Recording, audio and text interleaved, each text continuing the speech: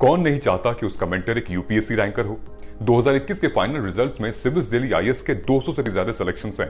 Guys, I am going to connect you 1-to-1 with civils Delhi rankers for free. There is a link in the description, fill it and schedule a session. These ranker will prepare a timetable and a personalized plan for you. ये toppers आपको exactly वही बताएंगे कि कौन सी book follow करनी है, कौन सा चैप्टर पढ़ना है. They will guide you in answer writing, mocks and accessing them. Don't miss this golden opportunity to get mentored by a ranker. My name is Sneha Parekh and I have secured All India Rank 2 in JEE Mains 2022. मैंने तीनों subject को equal time दिया था। पहले मैं शुरुआत में 3 hours per subject में देने की कोशिश करती थी और फिजिक्स और मैथ्स में, और इनिशियल स्टेज में फिजिक्स और मैथ्स में ज़्यादा फोकस करती थी, और फिर जेईई मेंस के पहले केमिस्ट्री में फोकस मैंने ज़्यादा किया था क्योंकि वो थोड़ा लर्निंग सब्जेक्ट है और उसमें याद रखने की बहुत ज़रूरत है। तो इनिशियल स्टेज में मैं फिजिक्स और मैथ्स को थोड़ा एक्स्ट्रा टाइम देती थी केमिस्ट्री से, बट लास्ट स्टेज में मैंने केमिस्ट्री को एक्स्ट्रा टाइम दिया था और ऐसे 3 आवर्स पर सब्जेक्ट में देने की कोशिश करती थी। फिज़िक्स के लिए मैंने क्लास नोट्स से ही शुरू किया था और क्लास नोट्स के जो भी क्वेश्चंस होते थे उनको मैं घर में आके सॉल्व करती थी, और क्लास नोट्स कंप्लीट होने के बाद एलएन के मॉड्यूल के exercises, beginner box exercise 1, 2, 3, 4A, 4B, 5 सब कंप्लीट किया था। उसके बाद ईयर लॉन्ग एक्सरसाइजेस अलग से होते हैं, उनको भी कंप्लीट किया था, और वो कंप्लीट हो जाने के बाद हमें अलग से असाइनमेंट्स और रेसेस मिलते हैं, और वो भी जब खत्म हो गया था तो हमें गाइडेड रिविजन प्लान मिलता है कोचिंग की तरफ से, और वो कंप्लीट अभी मैं कर रही हूँ। और क्वेश्चन बैंक्स भी फिजिक्स, मैथ्स, केमिस्ट्री तीनों में मिले थे हमें, तो वो भी मैं अभी कंप्लीट कर रही हूँ। केमिस्ट्री में 3 पार्ट होते हैं, इनऑर्गेनिक, फिजिकल और organic. Physical portion class 11th में ज़्यादा है, तो वो क्लास 11 में न्यूमेरिकल्स ज़्यादा आते हैं, तो फिजिकल मैंने मॉड्यूल ही सॉल्व किया था एलएन का। और ऑर्गेनिक के लिए और इनऑर्गेनिक के लिए शॉर्ट नोट्स बहुत इंपॉर्टेंट है। इवन पूरे केमिस्ट्री के लिए शॉर्ट नोट्स इंपॉर्टेंट है क्योंकि लास्ट फेज में ये बहुत हेल्प करते हैं। मैंने शॉर्ट नोट्स बनाए थे ऑर्गेनिक, इनऑर्गेनिक और फिजिकल तीनों के लिए। तो फिजिकल केमिस्ट्री के जो फॉर्मूलाज होते हैं वो मेरे शॉर्ट नोट्स में थे, तो मैं एग्जाम से पहले बस उन्हें देख लेती थी, तो फिजिकल के पार्ट से प्रिपरेशन हो जाता था। और ऑर्गेनिक और इनऑर्गेनिक का रिवीजन बहुत इंपॉर्टेंट है, स्पेशली इनऑर्गेनिक का एनसीईआरटी मस्ट है इनऑर्गेनिक के लिए। और ऑर्गेनिक के लिए जो हमारे मॉड्यूल और क्लास नोट्स रहते थे वही मैं रिवाइज करते रहती थी और क्वेश्चन सॉल्व करती थी, तो यही मेरी स्ट्रेटेजी थी। डेली रिवीजन बहुत इंपॉर्टेंट है रिएक्शन मैकेनिज्म याद रखने के लिए। मैंने शुरू में ही बहुत अच्छे से रिवीजन किया था, तो मुझे वो मैकेनिज्म्स याद रहते थे, बट अगर आप लास्ट स्टेज तक अगर आपने याद नहीं किया है तो आपको डेली रिवीजन करने की बहुत ज़रूरत है कि रोज़ रात को जाके या रोज़ सुबह उन रिएक्शंस को पढ़िए, क्योंकि रिएक्शंस अगर आप ऑर्गेनाइज वे में लिख लेंगे सारे ऑर्गेनिक के नोट्स, शॉर्ट नोट्स अच्छे से बना के, तो वो बहुत हेल्पफुल रहेगा। पहले अपने क्लास नोट्स को रिवाइज कीजिए और फिर उससे अपने शॉर्ट नोट्स बनाइए, तो आपको एग्जाम के टाइम में रिवाइज करने में हेल्प होगा। मैथमेटिक्स के लिए पहले सबसे ज़्यादा ज़रूरी है क्लास नोट्स, उसके बाद में है मॉड्यूल, जो मेरे एलएन के मॉड्यूल होते थे उनके सारे एक्सरसाइजेज और बिगनर बॉक्स में कंप्लीट करती थी, और उसके बाद में ईयर लॉन्ग एक्सरसाइजेज। फिर हमें क्वेश्चन बैंक्स और रेसेस दिए जाते थे, तो वो भी बहुत हेल्पफुल रहते थे। जेईई एडवांस के पॉइंट ऑफ व्यू से क्वेश्चन बैंक्स बहुत ज़्यादा इंपॉर्टेंट है, और उसके बाद रेसेस मिलते थे और गाइडेड रिवीजन प्लान, तो वो सब मैंने सॉल्व किया था। और मैथ्स में यही इंपॉर्टेंट है कि आपको कंसेप्ट पता हो तो उसके क्वेश्चन सॉल्व हो जाएंगे अगर आप अच्छे से सॉल्व करते हैं तो।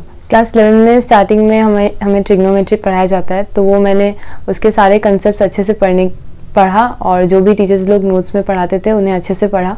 और उसके बाद में फिर आता है कोऑर्डिनेट एसओटी, तो एसओटी में भी जो ज्योमेट्री पार्ट है उसको मैंने अच्छे से समझने की कोशिश की। और फिर कोनिक सेक्शन जो है कोऑर्डिनेट ज्योमेट्री, वो बहुत इंपॉर्टेंट पोर्शन है क्लास 11 का। सबसे ज़्यादा क्वेश्चंस 11 के पोर्शन से उसी चैप्टर से आते हैं, तो वो मैंने अपना स्ट्रॉन्ग करने की कोशिश की। और फिर क्लास 12th में मेजर पोर्शन है कैलकुलस, तो कैलकुलस हमने अच्छे से क्लास 12 में स्टार्टिंग में जितने क्लास नोट्स होते थे उनको अच्छे से रिवाइज किया।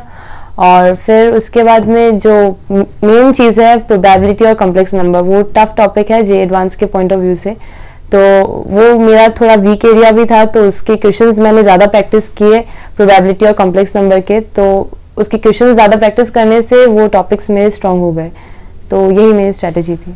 अलग से मैंने कोई बुक्स फॉलो नहीं की थी। एलन के मॉड्यूल्स में सारे बुक्स का मिक्सचर होता है, तो हमें कुछ अलग से जाके ढूंढने की ज़रूरत नहीं होती है। मॉड्यूल एक बार कंप्लीट हो जाए उसके बाद में assignments, races, question bank, guided revision plan, ये सब में सारे बुक्स का मिक्सचर हमें मिल जाता है, तो हमें अलग से कोई बुक ढूंढने की ज़रूरत नहीं है। और फिर टेस्ट के फॉर्म में और अलग questions, new variety of questions हमें मिलते हैं, तो इसलिए कोई भी अलग बुक रेफर करने की कभी ज़रूरत ही नहीं पड़ी।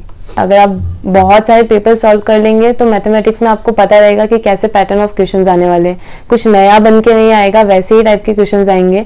तो इसलिए प्रीवियस ईयर क्वेश्चंस बहुत इंपॉर्टेंट है तीनों सब्जेक्ट के पॉइंट ऑफ व्यू से। मैथ्स में भी मैंने मॉक टेस्ट दिया था और वो भी बहुत हेल्पफुल था मेरी प्रिपरेशन में। न्यूमेरिकल सॉल्व करने के लिए हमें मतलब अगर सॉल्व नहीं भी हो पा रहा है हमसे तो भी हमें मेहनत करते रहनी चाहिए उस क्वेश्चन को सॉल्व करने की, मतलब गूगल पे जाके सोल्यूशन नहीं देखना चाहिए।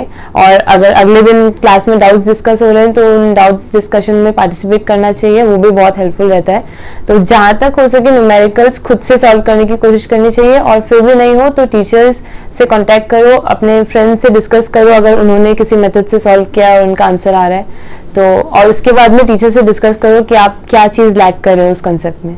कोचिंग का रोल बहुत इंपॉर्टेंट था क्योंकि कोविड के टाइम में मुझे नहीं पता था कि मुझे प्रिपरेशन कैसे करनी है, बट हमारे कोचिंग इंस्टीट्यूट ने गाइड किया था कि कैसे स्टार्ट करना है। वो लेक्चर्स प्रोवाइड करते थे टाइम टू टाइम, तो उसके कारण मेरी स्टडी भी टाइम टू टाइम होती थी, असाइनमेंट्स भी टाइम टू टाइम मिलते थे।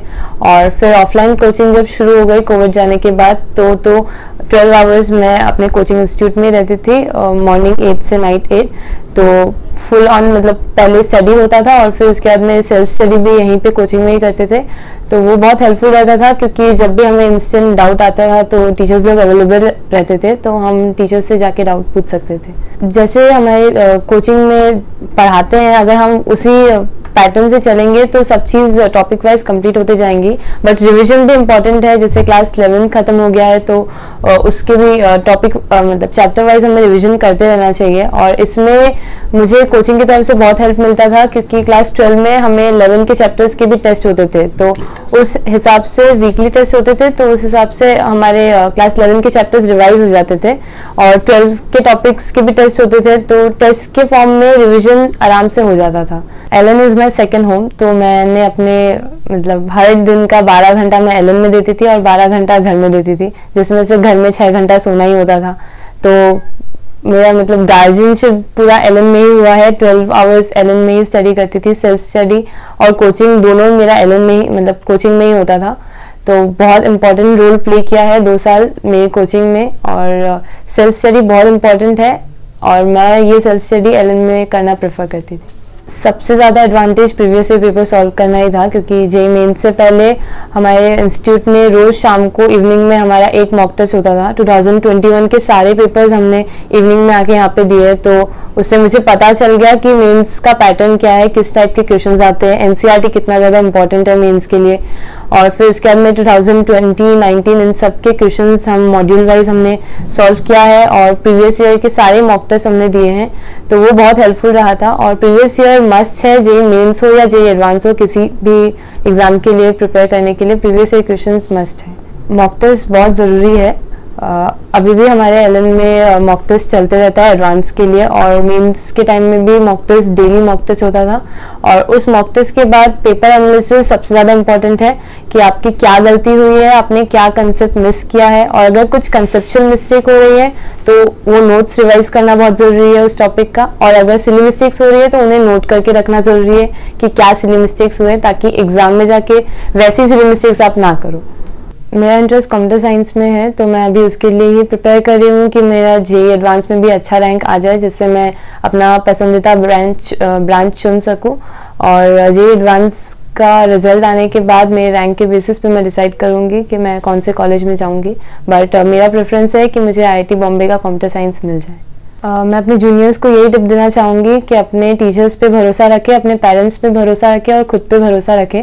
अगर आप अपने ऊपर विश्वास रखेंगे कि आप कर सकते हैं तो आप ज़रूर जो भी हासिल करना चाहेंगे वो हासिल कर पाएंगे। और सोशल मीडिया को अवॉइड करें, फ़ोन को ही अवॉइड करें, जहाँ तक हो सके आप फ़ोन से दूर रहें क्योंकि वो सबसे बड़ा डिस्ट्रैक्शन है।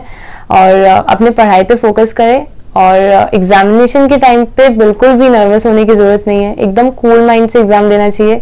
हमें एग्जाम के वक्त ये नहीं सोचना चाहिए कि हम जेई मेंस या जेई एडवांस का एग्जाम दे रहे हैं। एक नॉर्मल एग्जाम की तरह ट्रीट करना चाहिए, जिसमें हमें बस अपना बेस्ट दे के आना है। रिजल्ट के बारे में नहीं सोचना चाहिए। अगर हम अपना बेस्ट दे देंगे तो हमें जो मिलेगा वो भी बेस्ट ही होगा। मैं उनको यही कहना चाहूँगी कि वो अपना 100% दे अपने प्रिपरेशन में, अपने टीचर्स और पेरेंट्स की बात सुने, क्योंकि वो सिर्फ वही है जो हमारा अच्छा चाहते हैं, तो वो कभी भी हमें गलत राय नहीं देंगे। तो उनकी राय सुने, उनकी एडवाइसेस सुने और उन्हें फॉलो करें और खुद पर विश्वास रखें।